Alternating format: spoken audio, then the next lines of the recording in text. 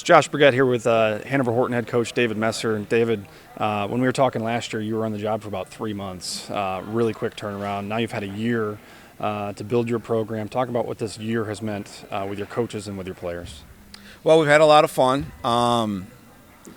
The big thing was getting to know the coaches more in depth and find out what they're better at than other things. And I think we've put a staff together with the same people, just moved around a little bit, and I think it puts us in a much better position when it comes to coaching the kids on an individual basis, and I'm feeling really, really good about that.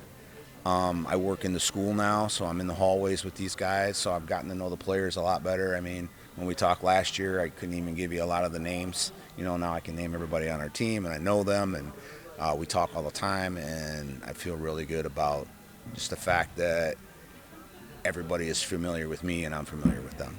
Yeah, 3-6 last year, not the season that you wanted, but your team worked very hard every game. They showed great effort, and you got some big wins against tough conference opponents.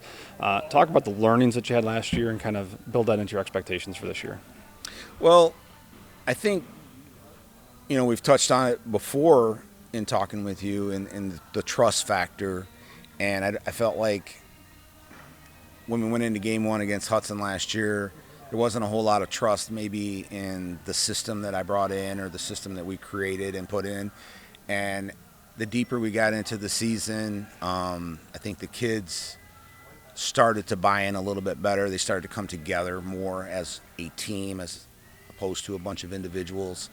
I think that being a team will always trump talent, and sometimes during games we got caught up in the talent aspect of things, and the games that we did very well, I feel like we really played as a team versus as individuals, and we've really been preaching with these kids that they're a talented bunch, and it's unless we come together as one, all the talent isn't going to get us very far.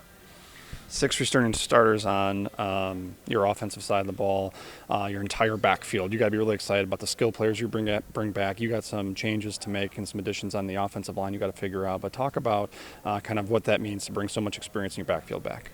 Well, I think it helps coaches sleep a little bit better at night. And you bring in back your quarterback, who's only going to be a junior, and even as a sophomore last year, he was just so calm under fire, and I'm sure you guys seen the Michigan Center game and the game-winning drive at the end. I mean, that's a sophomore quarterback out there leading that group, and he's just an amazing calming influence in the huddle. And then our 3 returning backs are very skilled, speedy, and strong backs. So I feel like we got a very diverse group back there. Davon Ackley is very, very strong. Graham Gumper's very, very fast. Logan Blackledge is a little bit bigger than Graham, so he's a little bit stronger, but he's still very fast. So, yeah. Let's switch over to the defensive side of the ball. 5 returning starters. Again, most of that experience coming back in your backfield.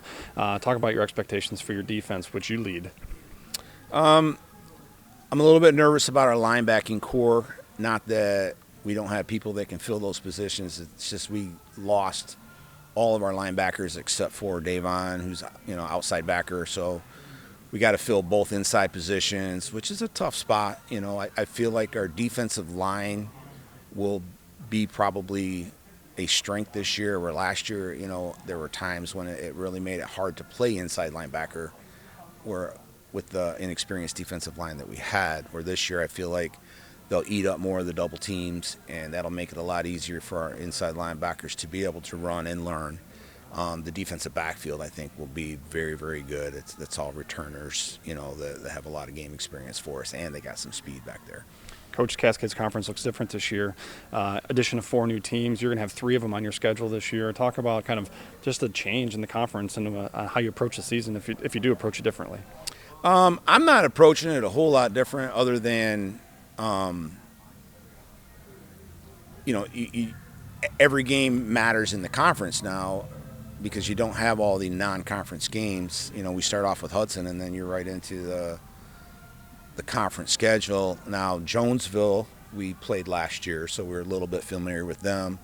But at this point, we're just more interested in who's next on the list, preparing for them, and you know, worrying about whoever the next team is when we're done with that game. I mean, we don't want to get ahead of ourselves. We got so much work to do anyways. I don't think it does us a whole lot of good to look past the next opponent. Well, that next opponent is Hudson. That's where Hanover-Horton's going to start their year. Then they're getting into Cascades Conference play against Grass Lake week 2. Coach, best of luck to your season and your team this year. Thank you very much, sir.